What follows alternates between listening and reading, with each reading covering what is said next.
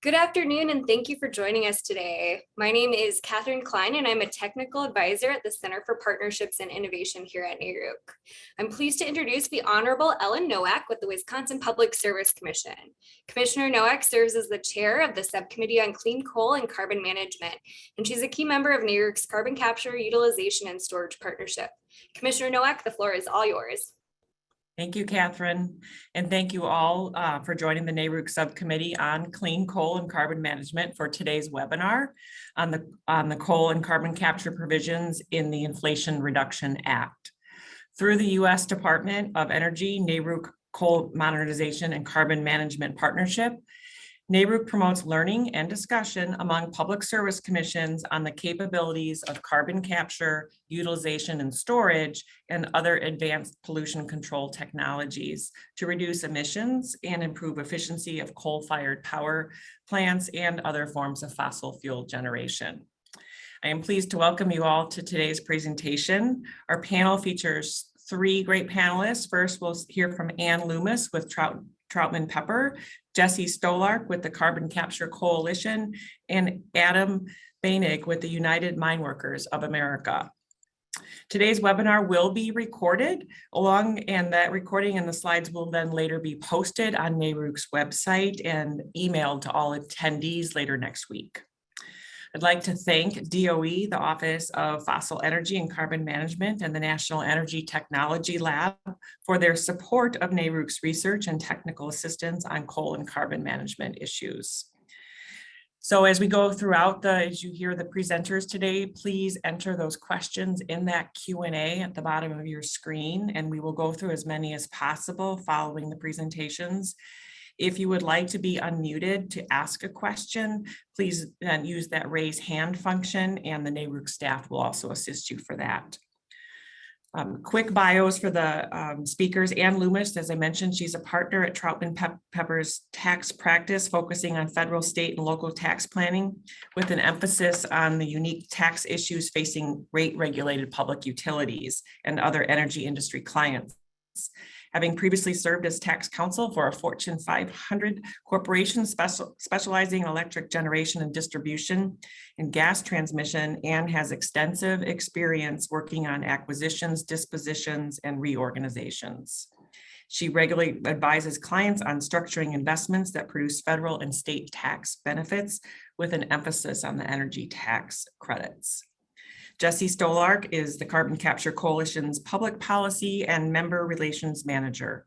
The coalition is a nonpartisan collaboration of more than 100 companies, unions, conservation, and environmental policy organizations that builds federal policy to support and enable economy-wide commercial scale deployment of carbon management technologies. It's based in Washington, D.C., and Jesse works with the coalition's diverse membership on a growing and successful national policy and legislative agenda. She's responsible for policy development, coalition member outreach and recruitment, and related communications. And finally, we'll hear from Adam Bainig, who is the Director of Government Affairs at the United Mine Workers of America, founded in 1890. The United Mine Workers of America is a diverse union with membership that includes coal miners, manufacturing workers, clean coal technicians, healthcare workers, corrections officers, and public employees throughout the United States and Canada. Adam graduated from Towson University. Each speaker will spend about 10 minutes going through their relevant area of expertise as it relates to carbon capture and the Inflation Reduction Act. And we're going to start with Ann. And as I mentioned again, we're going to have questions throughout. Put those in the Q&A and we'll get to those when we're all done. Take it away, Ann.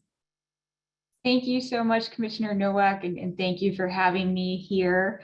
It is a really exciting time to be involved in clean energy and the different types of energy tax credits that are available for the industry, particularly as a result of the Inflation Reduction Act.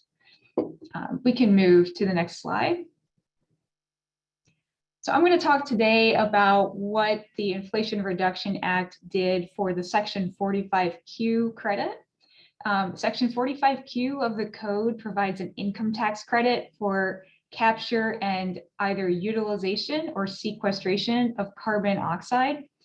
And the Inflation Reduction Act provides some key modifications to this existing credit. And these were really the modifications that were the key things that the industry was asking for, namely richer credits, so higher credit amounts, which we'll talk about in a little bit more detail, a longer development timeframe with that extended beginning of construction period for qualification. That used to be that you had to start construction on the project before the end of 2025. That has now been extended to the end of 2032. So several more years tacked on to that development period. We also got more obtainable thresholds for minimum capture requirements and easier monetization of the credits, which we think is going to help get a lot of market participants off of the bench and really, getting involved in carbon capture going forward. We're going to talk about all of these key modifications with a little more detail over the next 10 minutes, but a quick note about that beginning of construction extension. The industry has repeatedly asked for an extended beginning of construction period because projects in general have a long development period. And there's also a lot of infrastructure that still needs to be built out to support these projects. So they just take several years to get going. And so far, what we've seen prior to this is extensions in dribs and drabs, as we like to say, where it's just a year or two at a time. That hasn't really facilitated the market development that is needed to get carbon capture up and running. So this long extension period should really help with that. And then also a quick note on this slide about the prevailing wage and apprenticeship requirements.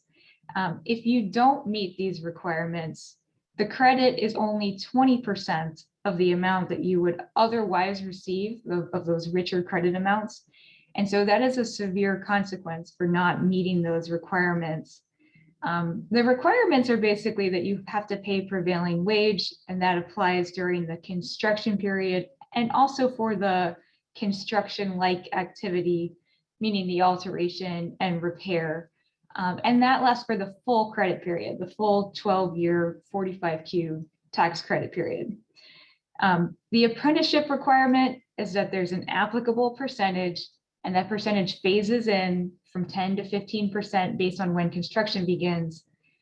So an applicable percentage of the labor hours during the construction and the construction-like activities need to be performed by apprentices. That applies to each of the taxpayer, contractor, and subcontractors working on the project. They also, if they are employing 4 or more people to perform the construction, they have to employ at least 1 qualified apprentice. These are very new requirements, different types of requirements within the Internal Revenue Code. We haven't had something like this for the most part. So we do need guidance from the IRS on what this means. And this is one area where the statute actually requires that guidance. So that guidance is likely to be prioritized by the IRS, particularly because there is a grandfathering of projects into the higher credit amount automatically if you begin construction before the date that is 60 days after the IRS publishes guidance on these new requirements. So there is certainly a high priority for the IRS to give us some notices, some regulations, whatever form of guidance they can accomplish as quickly as possible. We can move to the next slide. Okay, so we're taking a look here at the higher credit amounts. A couple things to note on this chart. First of all, note that the credits overall are higher after the Inflation Reduction Act for all purposes. So across the board, more beneficial credits, assuming, of course, that you meet the prevailing wage and apprenticeship requirements during that construction period. Another thing to note is that under both the Pre-Inflation Reduction Act law and after the Inflation Reduction Act, the credit is higher if you capture the carbon oxide and you sequester it in secure geological storage. So that's the first row in the chart. The higher credits here really are, I think, a recognition of the fact that if you're not selling the carbon that was captured for use in either enhanced oil recovery or utilization for conversion to some sort of useful product, then there's no income stream associated with the activity. And so the credit, the tax credit for that secure storage is a higher subsidy amount. We can move to the next slide. This is showing the change in the thresholds, the minimum capture requirements for the different types of projects, which the IRA significantly lowered these thresholds across the board. You can see the dramatic change from the column on the left to the column on the right. For instance, with electric generating units going from 500,000 metric tons per year down to 18,750.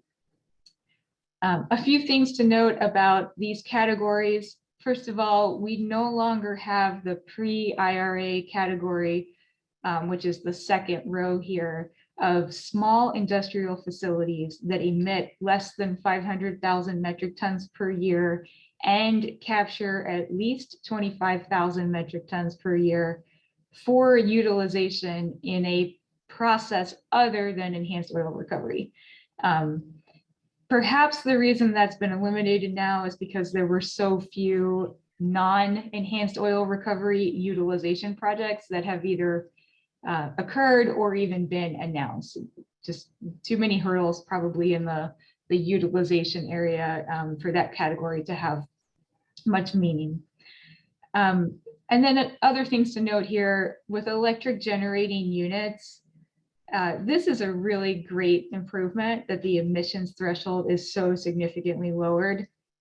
Some of the early planned projects with carbon capture were struggling to know that they could meet that $500,000 threshold. A good example of this are biomass facilities. There's been a desire in the market to start with something like a biomass plant or other small plant and figure out how the technology works, figure out what are the risks.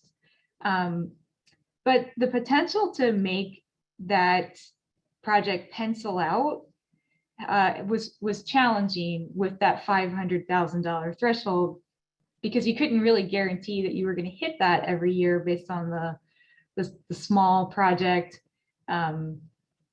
And then when you factor in things like the possibility of curtailment, then even if you think operationally you could meet that threshold, there may be reasons outside of your control that you couldn't have met the $500,000 or 500,000 metric ton threshold. So lowering it to 18,750 really makes that significantly better.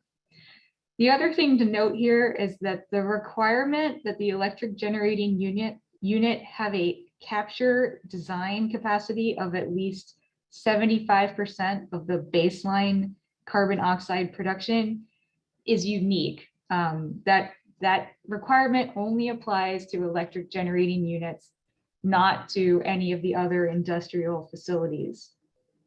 So I think time will tell if that is going to be a hurdle to getting projects built at electric generating unit sites. Or if perhaps that drives improvements in carbon capture technology across the board. We can move to the next. Yep.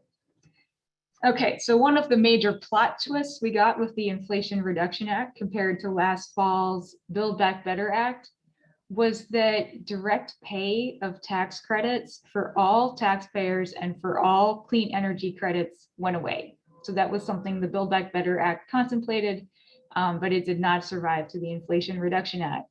Instead, the direct payment of the tax credit is limited to tax exempt entities for all clean energy credits. But then there are a few very special credits for which all taxpayers can claim direct pay. And the 45Q credit for carbon capture and sequestration or utilization is one of those special credits. So any owner of carbon capture equipment that meets the requirements that we've already talked about for qualifying facilities can get direct pay of the credits from the IRS for the first 5 years of the 12-year credit period. And then tax exempt entities can get the direct pay of the credit for the full 12-year credit period. And in addition to direct pay, Inflation Reduction Act also gave us transferability of credits. So taxpayers can take advantage of selling or transferring their tax credit for cash to an unrelated taxpayer. That does come with some downsides. For one thing, there is an inevitable haircut to the credit. A purchaser of a tax credit is not going to pay $1 in cash for $1 of a tax credit. So they insist on a discount. We don't really know yet what this transferability market is going to look like and how much of a haircut that could be. Based on markets of state credits that are transferable, we tend to see that settle out around the low 90s, so maybe 85 to 95%. So 85 to 95 cents on the dollar for the credit. But time will tell what is the haircut associated with that credit. So that's a cost of transferring as opposed to doing direct pay. The other downside there to transferability is that there's no transfer of the tax depreciation.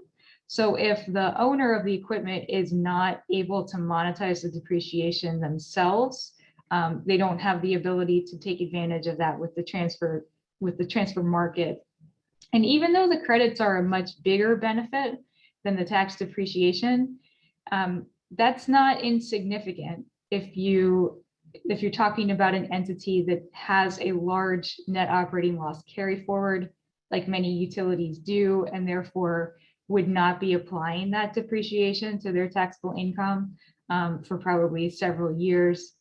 And then even if you're looking at, say, a tax equity partnership that owns the equipment that's attached to a utilities plant, if that partnership is not generating any income, like if they are just sequestering or capturing and sequestering the carbon and getting the tax credit for that, but they're not able to sell the carbon oxide emissions, then the inability to use that depreciation because there's no income, that is significant.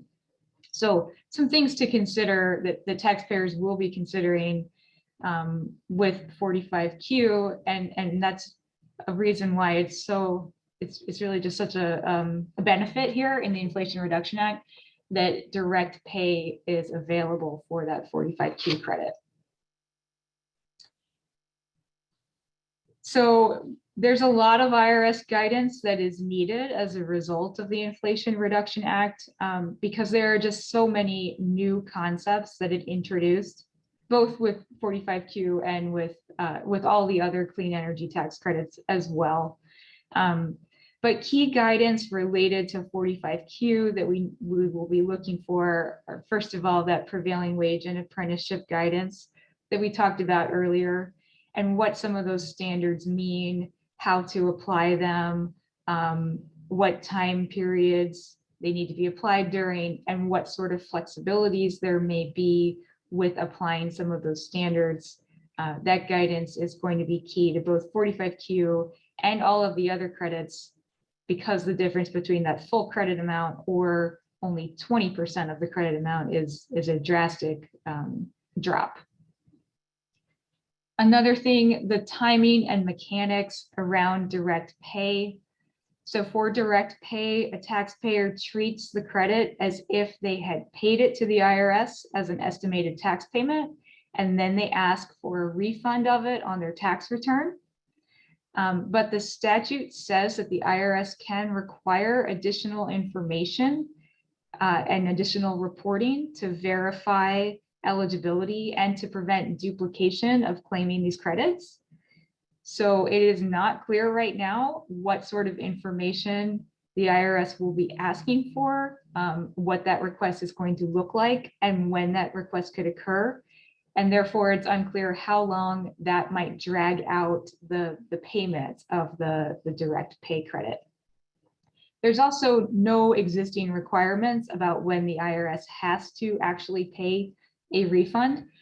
So although the statute provides for this mechanism of treating it like an estimated tax payment and getting a refund of the credit, there are still some uncertainties there around the timing of that process.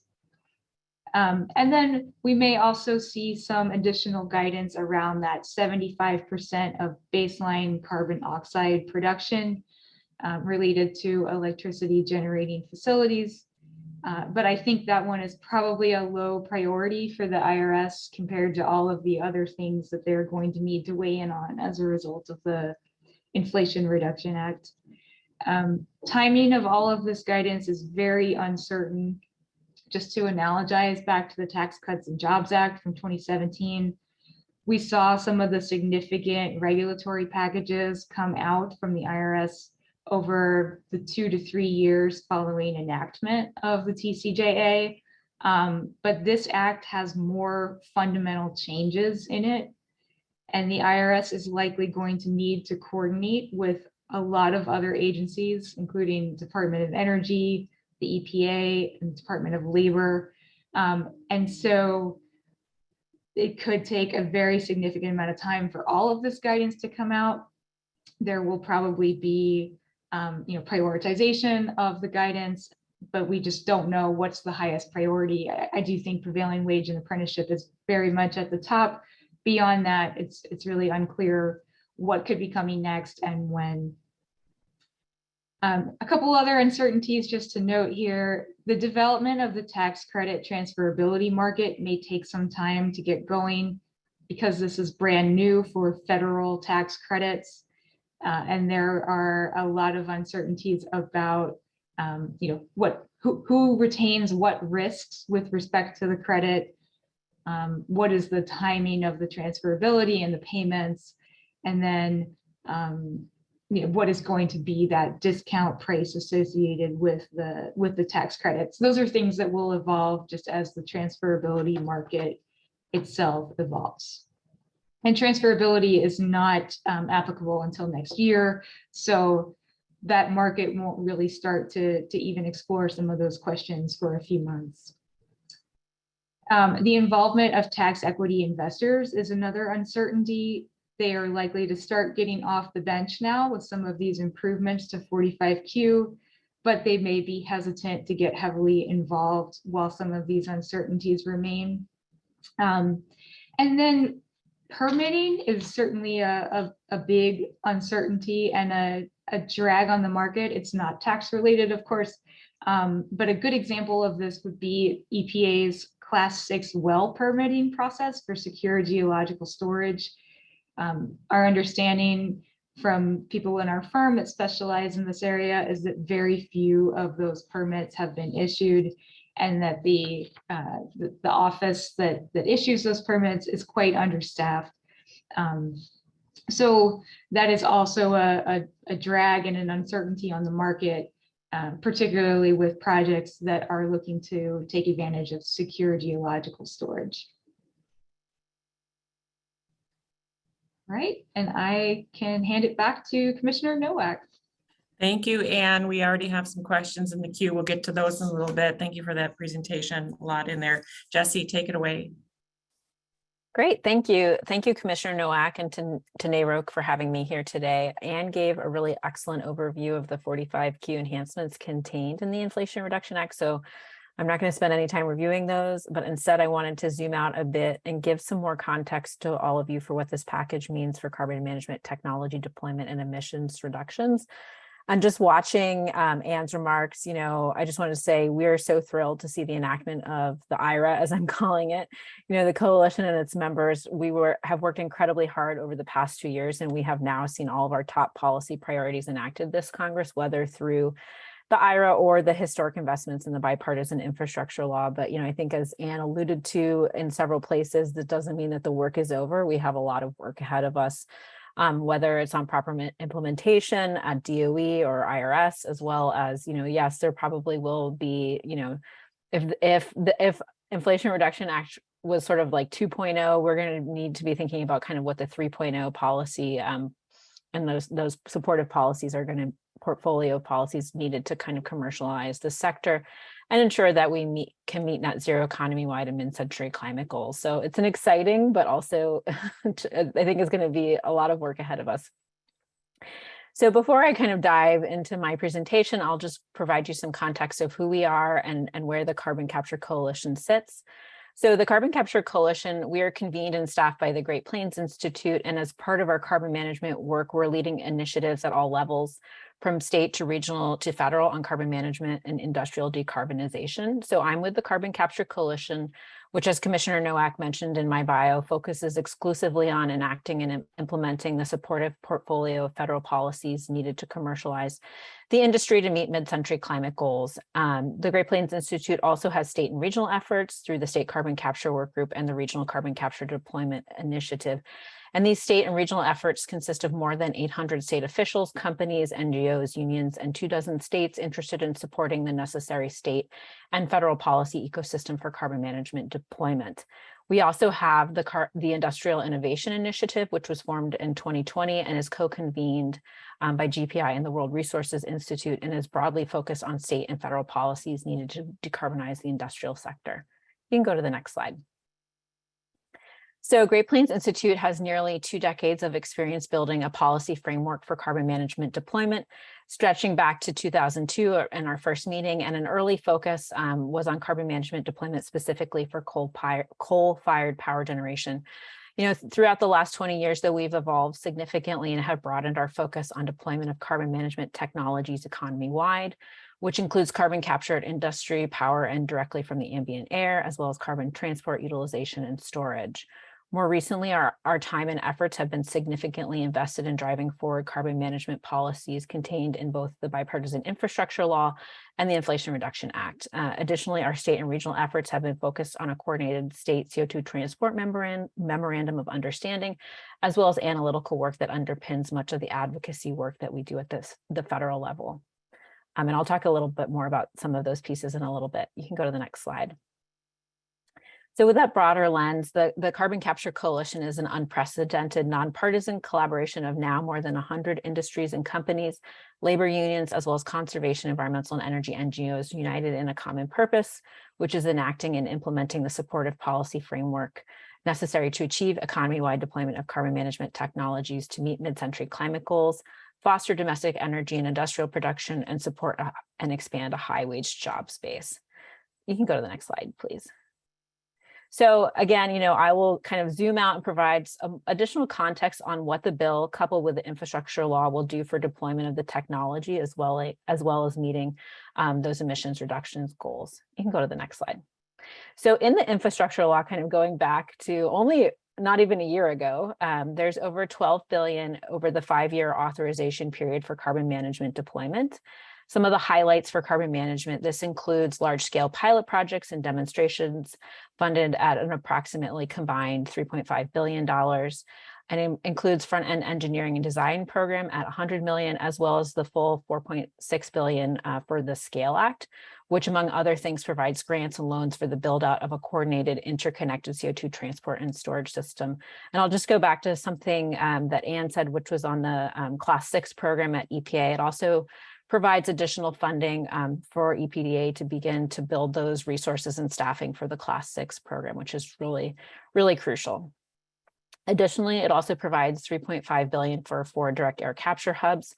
On those DAC hubs, 2 of those hubs must be in economically distressed communities that have high levels of coal, oil, or natural gas resources. And so it's estimated that the investments in the infrastructure law, combined with the 45Q enhancements in the IRA, if properly implemented, will result in an estimated 13-fold scale-up of carbon management capacity and 210 to 250 million metric tons in annual emissions reductions by 2035. You can go to the next slide. So in terms of, this is just zooming out of all the climate provisions in the bill.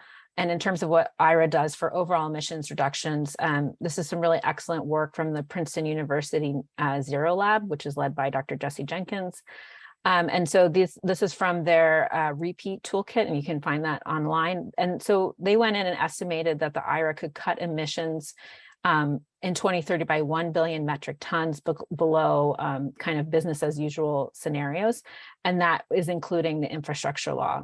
Significantly, it also gets us 2/3 of the way toward the Biden administration's 2030 emissions reductions target, which is a 50% reduction in greenhouse gases relative to 2005 levels. You can go to the next slide. So just to drill down a little bit more on those 45Q provisions, the Zero Lab estimates that the domestic CO2 captured could reach 200 million metric tons per year by 2030, but this also depends on sufficient investment in CO2 transport and storage networks. This includes 90 million tons captured in power generation with 6 gigawatts of carbon capture retrofits at existing coal-fired power plants. You can go to the next slide. So, and Anne talked about this a little bit, is the significantly lowered CO2 capture thresholds. So what that does, but by significantly lowering the thresholds, it greatly expands the number of facilities that are now 45Q eligible that are previously not, until we have that enacted. And so if you look at the state-by-state breakdown, it's a little hard to see maybe on your screen, but when you see the slides later, the top number is the number of power plants that are now newly eligible, and the bottom number is the industrial facilities that are newly eligible. And, you know, in terms of those new thresholds, I'll just share that the coalition was in support of total elimination of thresholds. They serve no policy purpose and were really a relic of the pre-2018 45Q program, and particularly for carbon conversion or carbon utilization. You know, the companies that are commercializing those technologies are not all, but primarily startups, and you know they are scaling as quickly as possible, but they're starting typically with fairly low volumes as they scale. So, you know, as Anne mentioned, it does remain to be seen if in some of those categories, particularly utilization, if those lowered thresholds will be enough for some of those companies and applications to be able to access the tax credit. You can go to the next slide. So I wanted to kind of give you some broader context and a peek into some of the analytical work that underpins much of our federal advocacy. And if you go to the next slide, you'll see I wanted to talk a little bit about this great report that we have released earlier this year, which is a compendium of carbon and hydrogen hubs. And I'll just give you like the elevator pitch here, because I know we only have a few minutes. But if you go to the website listed here, carbon-capture-ready.org, you can download the full report. And go to the next slide. So what the Hubs Atlas does is look at the universe of 45Q eligible facilities, and they're really clustered in areas with high emissions and relatively close to appropriate geologic storage. You know, the term hub is really a term of art. It's not a precise thing, but it's, you know, this idea that by developing shared infrastructure, you can go after multiple sources of CO2 and really reach economies of scale. And so with this analysis, they came up with about 13 potential hub locations across the country in various regions that are potentially good candidates for the build out of an interconnected carbon management system. And that incorporates both the production and end use of hydrogen as well. You can go to the next slide. So just to give you a preview, once you go into the report, there are also sections on each of the individual hubs locations that detail the characteristics of each hub. Just as an example, this is the Western Pennsylvania hub, which shows you the 45Q eligible facilities in a little more detail, and also the geologic storage opportunities. You can go to the next slide. So of course, already that information is a little out of date since we now have the Inflation Reduction Act. So our team is already working on updating that analysis to include the 45Q enhancements in the Inflation Reduction Act, as well as other kind of analytical pieces that we expect will be ready for public consumption sometime early next year. So that's exciting. So then lastly, I just wanted to touch on all the great work that is being done by my colleagues to ensure that states are carbon capture ready. So you can go to the next slide. You can go to the next slide, sorry. So as I mentioned earlier, we now have 24 states that make up the Regional Carbon Capture Deployment Initiative. They coordinate state policy and stakeholder engagement, development of policy recommendations, and regional deployment modeling, as well as jobs analysis. You can go to the next slide. And so state policy has an important and complementary role to federal policy and will increase project feasibility and bridge any gaps in federal policies. States are already considering regulatory policies and planning, market development policies, and other financial incentives. You can go to the next slide. So my colleagues are closely tracking the rapidly evolving state policy landscape. There were 60 plus bills introduced in 26 state houses already this year, and 13 states signed legislation related to carbon management. The topics are really varied, but they include Class 6 wells. They include policies related to industrial decarbonization and regulatory policies as well. And you can go to the next and last slide. So if you go again back to that Carbon Capture Ready website, in addition to the Carbon and Hydrogen Hubs report, there's also just a wealth of information there for states, including state carbon capture fact sheets, jobs and economic impact fact sheets, and other materials. And as I mentioned earlier, they're already working on updating that analyses that will eventually go into those state fact sheets to reflect those updated 45Q enhancements. So with that, I'm going to turn it back to the Commissioner, and thanks for having me here today. Thank you very much, Jesse. Adam, tell us how the United Mine Workers see the I keep calling it investment, Inflation Reduction Act. Hello, my name's Adam Banig with the Mine Workers. We fully support the CCS aspects of the Inflation Reduction Act. We actually belong to the Carbon Capture Coalition, and we work really closely with Jesse and others in that coalition. I would say from a United Mine Workers perspective, and even probably other labor unions as well, we've, like many of us, have been working on these issues for, it seems like, decades, and really over the past, from the bipartisan infrastructure package, and then forward to the Inflation Reduction Act, we're really seeing historic investment that, frankly, we'd wish we had seen years ago. Obviously, as Ann and Jesse had touched on, the changes in the 45 CCUS tax credit will mean a lot for keeping some of the coal plants around and being able to operate in the future. And for mine workers, that means that we'll continue to have jobs and be able to supply a tax base to those communities, and continue to operate our union as well. And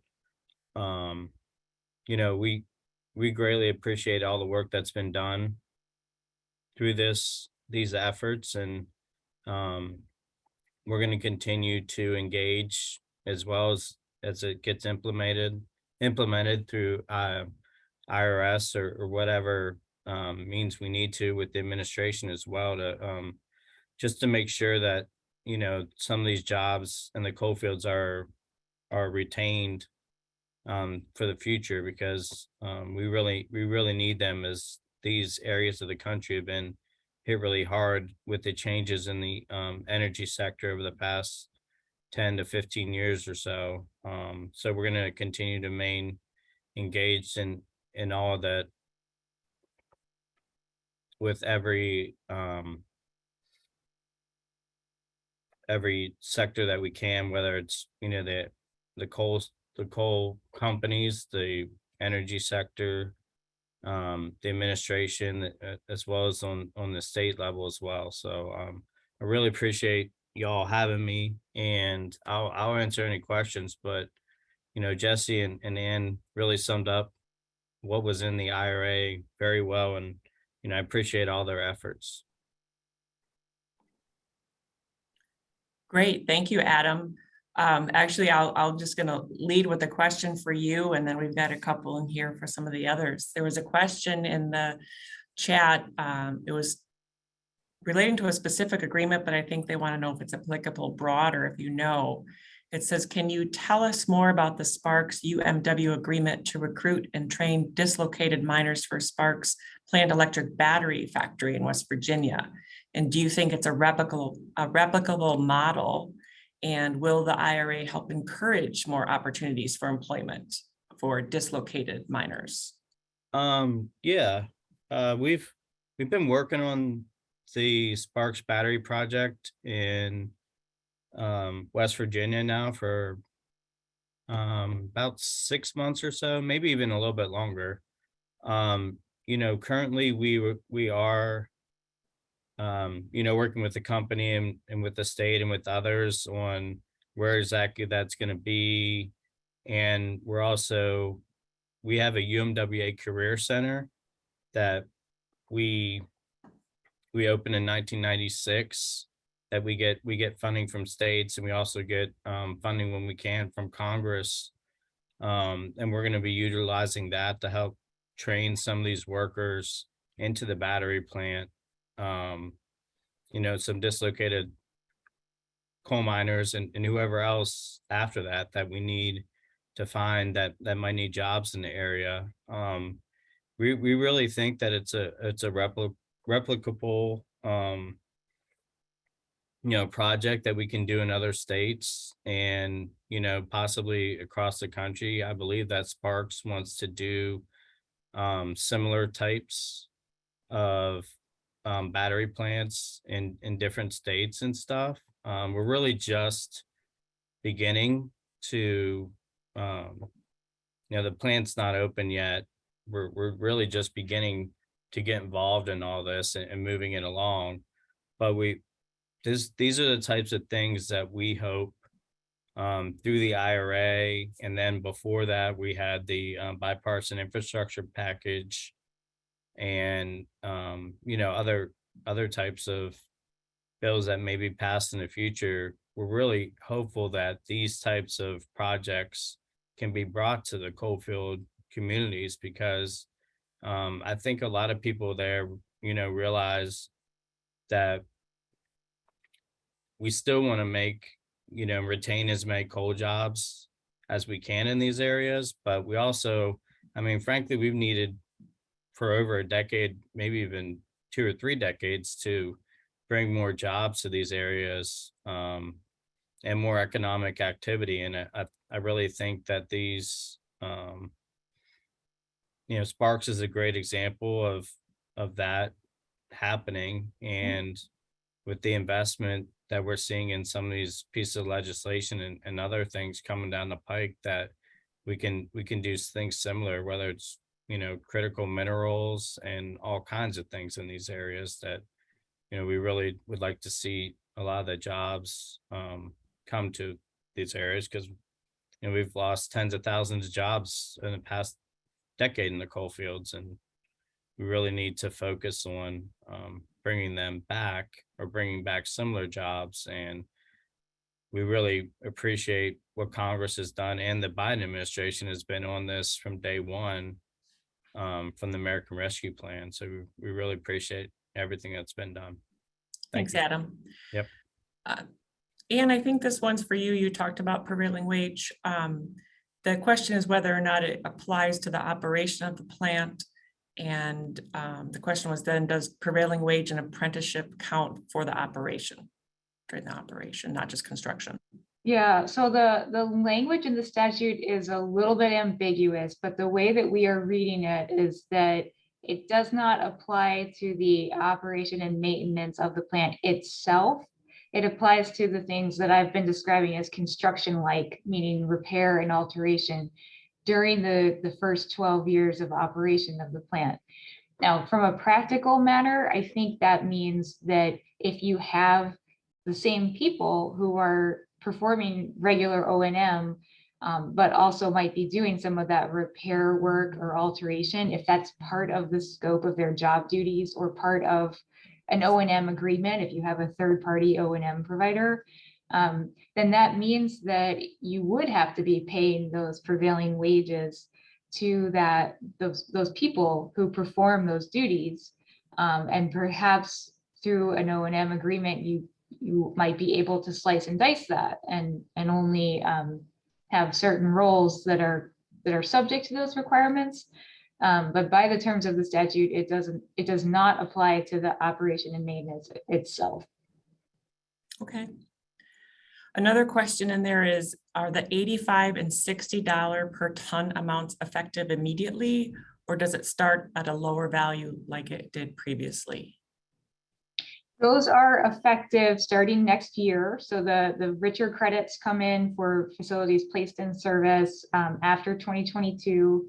And those are the amounts that apply for the first few years. I believe it goes through 2026. And then that is when you start to see an inflation adjusted amount of the $85 and $60 per ton amounts. Okay. And this next question, it says for Anne, but maybe Jesse, I don't know if some of your members have talked about any expansion here. It says, do you anticipate that users of this credit might sequester something other than carbon dioxide, i.e. carbon monoxide? Well, I would be interested in Jesse's thoughts on this as well. By the terms of 45Q, it could apply.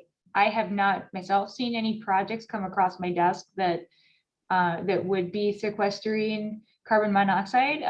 But Jesse, I'm curious what you're seeing. Yeah, so the statute itself allows for carbon oxides, which includes carbon monoxide and carbon dioxide. And so I think I haven't heard it come up in a storage context, but I have, we do have at least one company, and I know there's others out there that are looking to capture carbon oxides and convert them into products. So for example, at a steel facility, they are actually emitting carbon monoxide, and then it is in the atmosphere converting to CO2. And so one of our members, LanzaTech, they are looking at converting carbon oxides to things like chemicals, jet fuel, and other things like that. So that's where the carbon oxide comes into play. I haven't heard it in a storage perspective, but the statute is for carbon oxides. Okay. We have another question. It says, can you discuss the 75% baseline for carbon capture and your interpretation of how that number is determined if a power plant is 2 or more units, but implements carbon capture on only one of those units?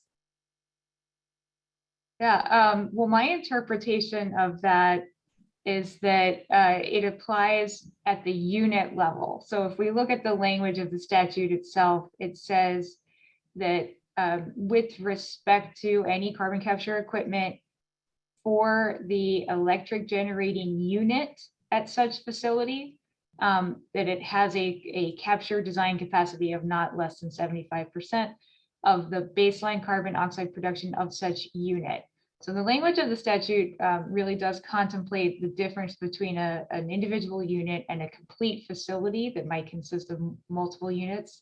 And in fact, this language has improved from earlier versions of this idea, going back to the Build Back Better Act, where there was some ambiguity about whether that design capacity applied across an entire facility consisting of multiple units. Okay, anyone else want to weigh in on that? Just a reminder to everybody, if you do have questions, submit them in the Q&A. We do have some time left for answering some questions. And this one maybe perhaps for all of you, while there is a lot in the IRA for carbon capture, and it definitely makes some big changes. Nothing ever seems to be the end all be all to fix everything. But so what, not to move past it, but there's still obviously probably some hurdles out there for development of carbon capture project. What are some of the remaining hurdles that we have to keep our eye on? Anyone? I think what I'm hearing from my clients and from others in my firm that work in this area is that the permitting is a major hurdle. The timing on the permitting, and then just the process of going through the permitting requests. So I think particularly with those water permits like the Class 6, that seems to be a big uncertainty and perhaps a big just time drag on projects in general. Yeah, and I'll just add to that, I think looking forward, Like you said, Commissioner, there's always more to be done. And I think I'm already hearing from our members and others in this space that, now we really need to focus on creating the market pull, the market development policies, whether that's procurement or other policies that will really create the demand for whether it's power, fuels, other, materials, anything that's, creating the market demand for this whole industry, essentially. Got it. Adam, how is the UMWA engaging with the interagency working group on coal and power plant communities and the economic revitalization to encourage federal investment in coal communities themselves? Yeah, we've been engaging with them since the beginning, and Sparks is an example that something that is kind of come out of that, with at least with the ideas behind it, but we've also been engaging with some of our local UMWA staff and stuff, and had them engage on the local level and on the state level with the interagency working group. And we're continuing to talk to them and try and figure out ways that we can bring any of the investment that might be coming through to the coalfield communities. And that's something we've been on all the webinars and constantly communicating with the interagency working group to help out the coalfield communities. So we've definitely been engaged with that. Okay. This is for anyone who wants to take a stab. Does the IRA include any funding for R&D into carbon utilization to help expand non-enhanced oil recovery utilization pathways? I can take a stab at that. I have not read the whole bill. Kudos to anyone who has, but I don't think most members of Congress have either, so you're in good company. Right. Or maybe not. Yeah, I haven't even read the whole climate and energy provisions, but anyway, no, not to my knowledge. There is, however, some money in the infrastructure law on that point, and kind of an expansion on the utilization side of things. There's also gives DOE the authority to do a grant program on the utilization for state and localities to procure products that are sourced from carbon oxides. Okay. So let's talk about some timing then.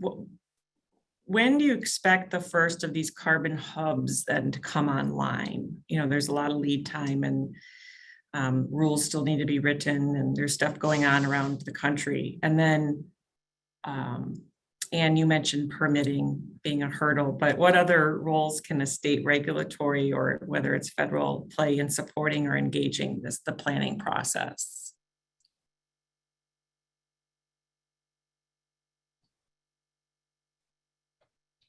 Well, I think from a tax perspective, this is going to be a big educational endeavor with the IRS. There are a lot of new concepts, like we said, in the Inflation Reduction Act, and then 45Q in general is a very tech-heavy code section.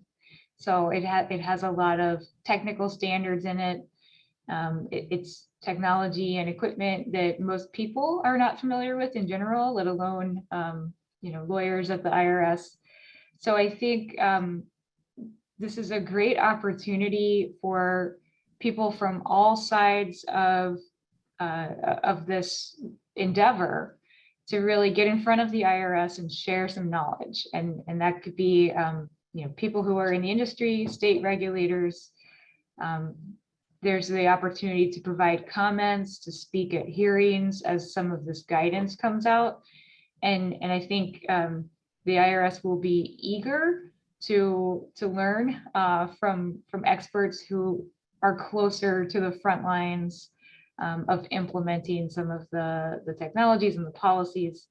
So I would say don't be shy about trying to write comments, speak at some of those hearings, or use whatever means possible to just kind of get the ear of the people who are responsible for ultimately writing the guidance.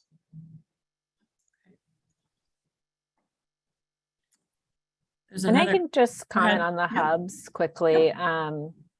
You know, and I'm happy to follow up with anyone and connect you with colleagues who are much more closely working on this, the state level and all this, but states are already working on these like multi-state consortia or regional consortia, whether it's for the direct air capture hubs or we didn't really talk a lot about it today, but there's also money in the infrastructure law for hydrogen hubs. And so there's multi-state consortia kind of coalescing around those. And Department of Energy has already released notice of intents for both the DAC hubs and the hydrogen hubs. And then, you know, my understanding is that we should see funding opportunity announcements on some of that, maybe even this year yet. So DOE is kind of working as fast as they can to kind of get the early application materials out the door so people can start putting together, you know, those packages. Maybe what'll be as our last question is can you comment on how the differences in the prices between industry and electricity generation versus the DAC were selected? I'm curious on Jesse's thoughts on this as well. I don't know, you know, sort of what went on behind the curtain, but I can guess that there were a lot of discussions and lobbying efforts going on through the years as this industry has tried to really get going. And that the prices are likely a combination of factors, including what is the cost of the various types of equipment. So the direct air capture, I believe, is a more expensive technology to build than some of the types of technology you would see on electricity generation or an industrial facility. And then also the revenue stream associated with the various uses.